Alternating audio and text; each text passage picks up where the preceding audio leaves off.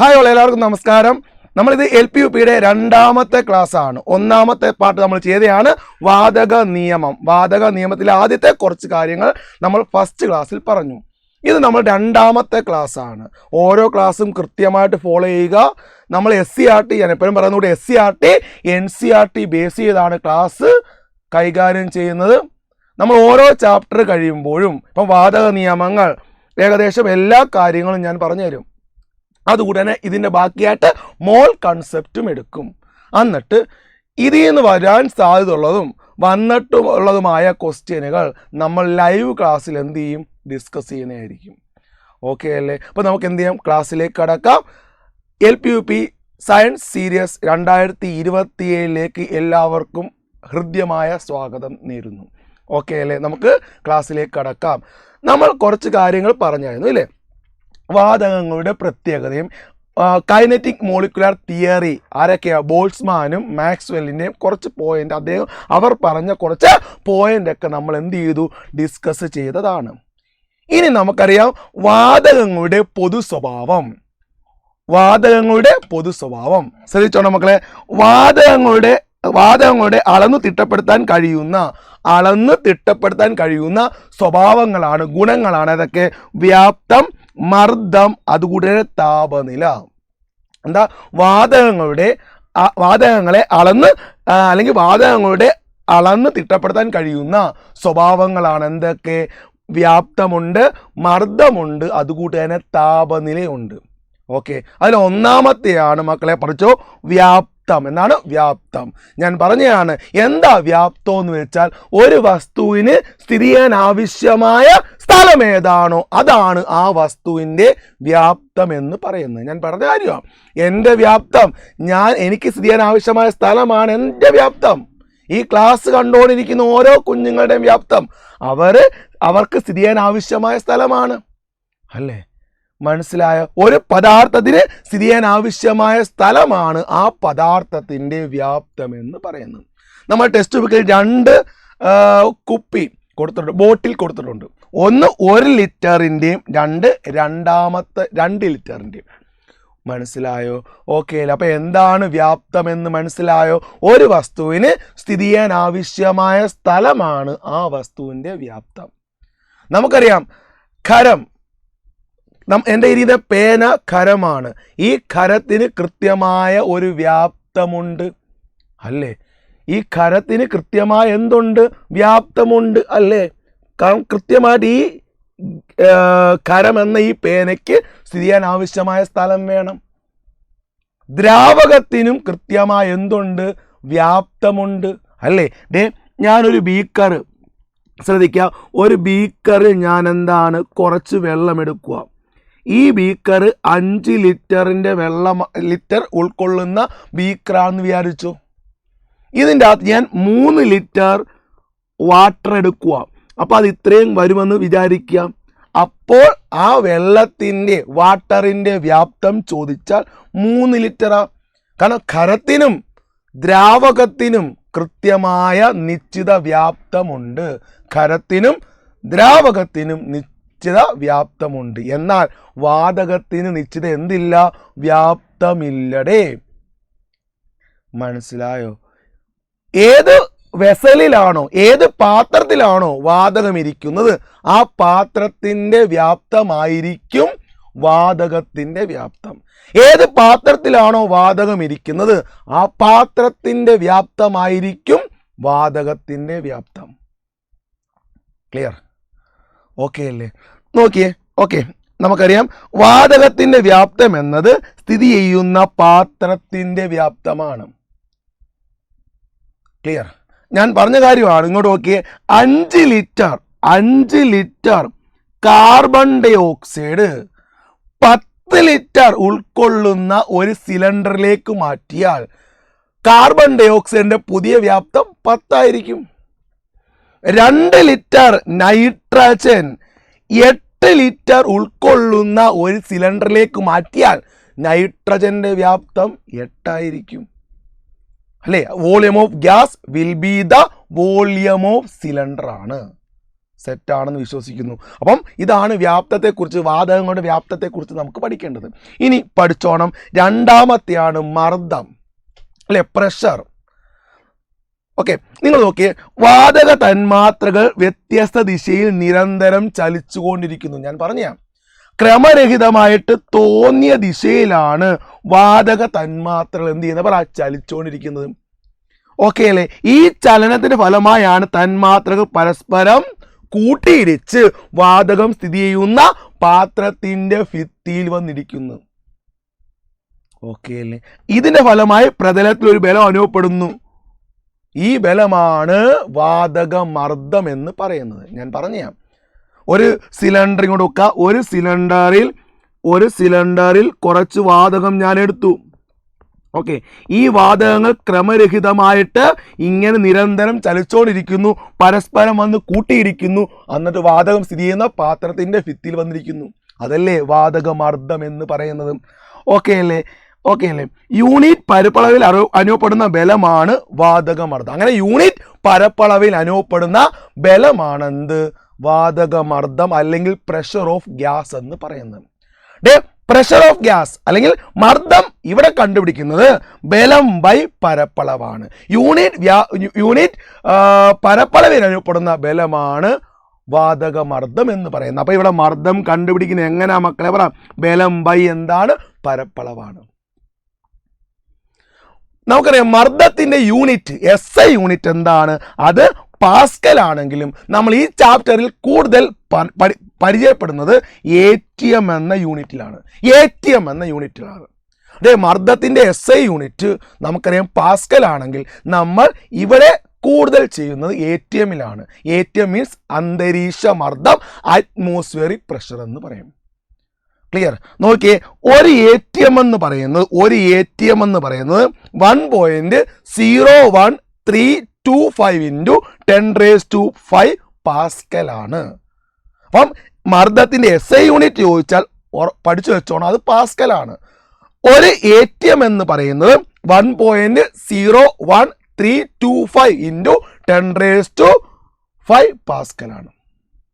മനസ്സിലായ? അപ്പം മർദ്ദം ക്ലിയർ ആണല്ലോ. അപ്പം എന്താണ് മർദ്ദം എന്ന് വെച്ചാൽ, ഇവിടെ എന്താണ് വാതകമർദ്ദം എന്ന് വെച്ചാൽ യൂണിറ്റ് പരപ്പളവിൽ അനുഭവപ്പെടുന്ന ബലമാണ് വാതകമർദ്ദം. വാതകമർദ്ദം അളക്കാൻ ഉപയോഗിക്കുന്ന ഉപകരണമാണ് മാനോമീറ്റർ. ഈ മാനോമീറ്റർ ഉപയോഗിച്ചാണ് വാതകങ്ങളുടെ മർദ്ദം മെഷർ ചെയ്യുന്ന ഉപകരണമാണ് എന്ത്, അളക്കുന്ന ഉപകരണമാണ് എന്ത്, മാനോമീറ്റർ. ഓക്കെയാണ്?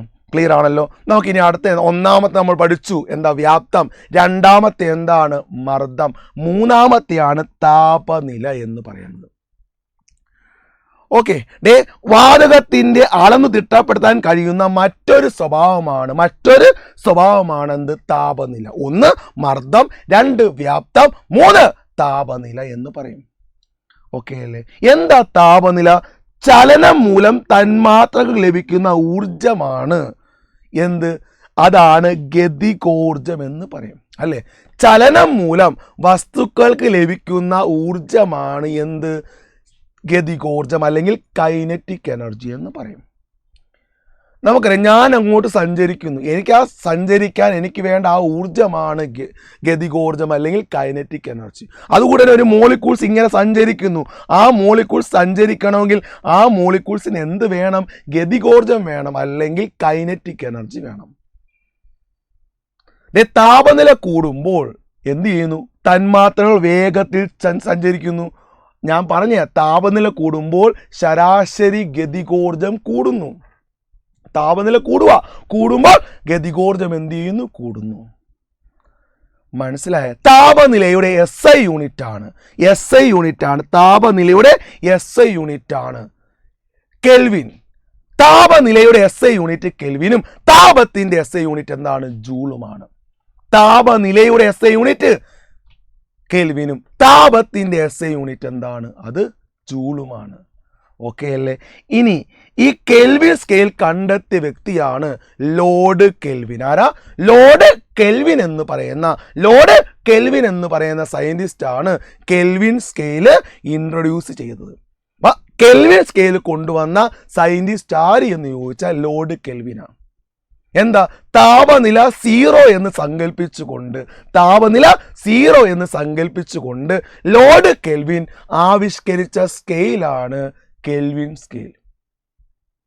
കെൽവിൻ സ്കെയിലിലെ മിനിമം വില 0 കെൽവിൻ ആണ്. ഒരിക്കലും കെൽവിൻ സ്കെയിലിൽ നെഗറ്റീവ് വരൂല. കെൽവിൻ സ്കെയിലിൽ ഏറ്റവും മിനിമം ടെമ്പറേച്ചർ 0 കെൽവിൻ ആയിരിക്കും. എന്നാൽ മറ്റ് സ്കെയിലുകളൊക്കെ ഉണ്ട്, ഡിഗ്രി സെൽഷ്യസ് ഉള്ള സ്കെയിൽ, അതിൽ നെഗറ്റീവ് വരും. ഒരിക്കലും കെൽവിൻ സ്കെയിലിൽ എന്ത് വരൂല? നെഗറ്റീവ് വരൂല. ക്ലിയർ ആണോ?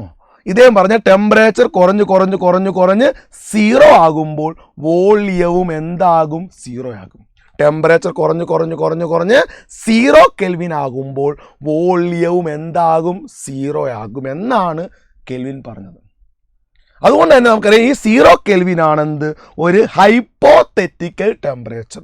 ഹൈപ്പോതെറ്റിക്കലാണ്, സാങ്കല്പിക താപനിലയാണെന്ത്? 0 കെൽവിൻ. ക്ലിയർ ആണെന്ന് വിശ്വസിക്കുന്നു. ഇനി നമുക്ക് ചോദിക്കാം, ഡിഗ്രി സെൽഷ്യസ് എന്നിട്ട് കെൽവിനിലേക്ക് മാറ്റാൻ ചോദിക്കും.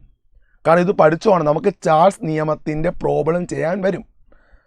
ഓക്കെ, ഡിഗ്രി സെൽഷ്യസ് എന്നിട്ട് എങ്ങോട്ട് മാറ്റാൻ പറയും? കെൽവിനിലോട്ട് മാറ്റാൻ പറഞ്ഞാൽ ഡിഗ്രി സെൽഷ്യസിൻ്റെ വില എന്താണോ, ഡിഗ്രി സെൽഷ്യസിൻ്റെ വില എത്രയാണോ അതിൻ്റെ കൂടെ 273.15 കൂട്ടുക. ഡിഗ്രി സെൽഷ്യസ് കെൽവിനിലേക്ക് മാറ്റാൻ ഡിഗ്രി സെൽഷ്യസിന്റെ വില എത്രയാണോ അതിൻ്റെ കൂടെ 273.15 കൂട്ടുക. ഞാൻ ചോദിക്കാം, 10 ഡിഗ്രി സെൽഷ്യസ് എത്ര കെൽവിനാന്ന് ചോദിച്ചാൽ ഒരേ പൊളിക്ക് പറയണം. 10 + 273.15 283.15. 20 ഡിഗ്രി സെൽഷ്യസ് എത്ര കെൽവിൻ? 20 + 273.15. 50 ഡിഗ്രി സെൽഷ്യസ് എത്ര കെൽവിൻ? 50 + 273.15. മനസ്സിലായോ? 1,00,000 ഡിഗ്രി സെൽഷ്യസ് 1,00,000 + 273.15. ക്ലിയർ ആണോ? ഡിഗ്രി സെൽഷ്യസ് ആണോ കെൽവിനിലേക്ക് മാറ്റാൻ ഒന്നും ചെയ്യണ്ട, 273.15 കൊണ്ട് എന്ത് ചെയ്യുക? കൂട്ടുക. 50,000 ഡിഗ്രി സെൽഷ്യസ് എത്ര കെൽവിനാ? 50,000 + 273.15. ഓക്കെ, അങ്ങനെയാണ് 0 ഡിഗ്രി സെൽഷ്യസ് എത്ര കെൽവിനാ? 0 degree Celsius 0 + 273.15 273.15 kelvin. -273.15 degree Celsius എത്ര കെൽവിനാ? -273.15 ഡിഗ്രി സെൽഷ്യസ് എത്ര കെൽവിനാന്ന് ചോദിച്ചാൽ നമുക്ക് പറയാം -273.15 + 273.15. നമ്മുടെ ആൻസർ 0 കെൽവിൻ. ഒന്നും കൂടെ പറയാം, ഡിഗ്രി സെൽഷ്യസ് കെൽവിനിലേക്ക് മാറ്റാൻ ഒന്നും ചെയ്യേണ്ട, 273.15 കൊണ്ട് എന്ത് ചെയ്യുക? കൂട്ടുക. സെറ്റാണെന്ന് വിശ്വസിക്കുന്നു. അപ്പം ഡിഗ്രി സെൽഷ്യസ് എങ്ങോട്ട് മാറ്റാൻ പറഞ്ഞു? കെൽവിനിലേക്ക് മാറ്റാൻ പറഞ്ഞാൽ കൂട്ടുക. എന്തുകൊണ്ട് കൂട്ടുക? 273.15 കൊണ്ട് കൂട്ടുക. 273.15 കൊണ്ട് കൂട്ടുക. ഇനി തിരിച്ചു ചോദിക്കും, കെൽവിൻ തന്നിട്ട് കെൽവിൻ സ്കെയിലിലെ വില തരും, ഡിഗ്രി സ്കെയിലിലേക്ക് മാറ്റാൻ പറ്റും പറയും. കെൽവിൻ തന്നിട്ട് എങ്ങോട്ട് മാറ്റാൻ പറയും? ഡിഗ്രിയിലേക്ക് മാറ്റാൻ പറഞ്ഞാൽ ഒന്നുമില്ല, കുറയ്ക്കുക. എന്തുകൊണ്ട് കുറയ്ക്കുക? 273.15 കൊണ്ട് മൈനസ് ചെയ്യുക. ഡിഗ്രി സെൽഷ്യസ് കെൽവിനിലേക്ക് മാറ്റാൻ പറഞ്ഞാൽ കൂട്ടുക. കെൽവിൻ ഡിഗ്രിയിലേക്ക് മാറ്റാൻ പറഞ്ഞാൽ എന്ത് ചെയ്യുക? കുറയ്ക്കുക. സെയിം വില. അപ്പം എൻ്റെ ക്വസ്റ്റ്യൻ നിങ്ങൾ പറ, 1000 അല്ലെങ്കിൽ 1273.15 കെൽവിൻ എത്ര ഡിഗ്രി സെൽഷ്യസാണ്? ഇത് കെൽവിനാണ്. എങ്ങോട്ടാ മാറ്റുന്നത്? ഡിഗ്രി സെൽഷ്യസിലേക്ക് മാറ്റണം. അപ്പോൾ എന്ത് ചെയ്യുക? കുറയ്ക്കുക.